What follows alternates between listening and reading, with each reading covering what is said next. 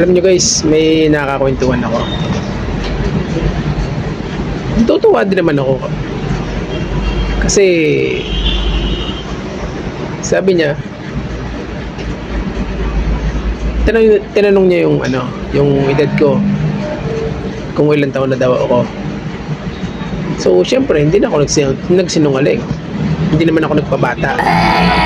Kasi matandaan na rin naman talaga ako eh. Kasi tinanong niya kung ilang taon na ako. Estudyante siya, third year college. So hindi ko nababanggitin kung saan school. Pinahula ako sa kanya kung ilang taon na ako. Bilis niya sumagot. Sabi niya, mukha ka kasi kuya 25 eh. So natuwa lang ako kasi siyempre napabata tayo. Kahit alam naman natin sa sarili natin matanda tayo. So kaya lang tumating sa puntong ganun ng usapan kasi nga, yun nga, yung nakwento ko yung experience ko sa pagtatrabaho ko dati. Kasi siyempre may nakwento din siya kaya umabot sa ganun na kwentuhan. Ang dami niya ngang pinaprint sa akin eh.